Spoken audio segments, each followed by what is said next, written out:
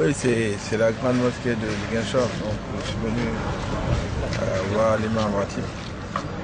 Mais aussi, surtout, je suis venu amener au nom du conseil municipal un groupe électrogène pour permettre aux fidèles d'accomplir le devoir religieux en ayant un courant électrique continu.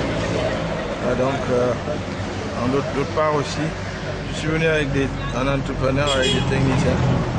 Nous allons reprendre totalement l'étanchéité de la mosquée parce que quand il pleut, il y a beaucoup d'eau qui s'infiltre à l'intérieur de la mosquée.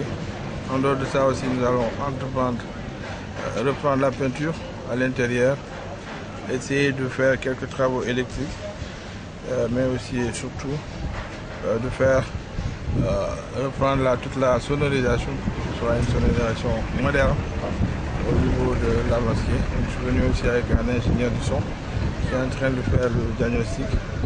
Et en dehors de cela, nous avons aussi, conformément au programme de campagne électorale, que nous avons décidé de prendre en charge les factures d'électricité de la grande mosquée de Ziguinchor, la mosquée de Niafoulen, la mosquée des Mourides, mais aussi et surtout la mosquée, l'église cathédrale de Ziguinchor.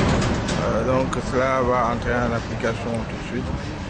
Donc j'étais venu vraiment pour recueillir leurs prières et leur dire aussi notre intention de démarrer les travaux le plus rapidement possible.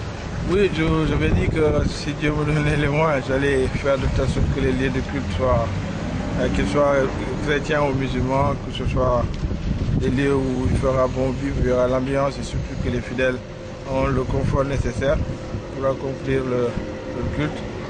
Donc c'est ce qui motive un peu notre déplacement dans ces lieux. Dans un premier temps, nous avons fait ces deux symboles religieux de notre ville, que ce soit la grande mosquée et l'église cathédrale. Maintenant, si Dieu nous donne les moyens, nous allons l'étendre à d'autres dans la ville ou peut-être aux paroisses et puis à certaines grandes mosquées qui sont dans les différents quartiers. J'ai aussi l'intention de tout faire pour que l'environnement de la mosquée soit amélioré.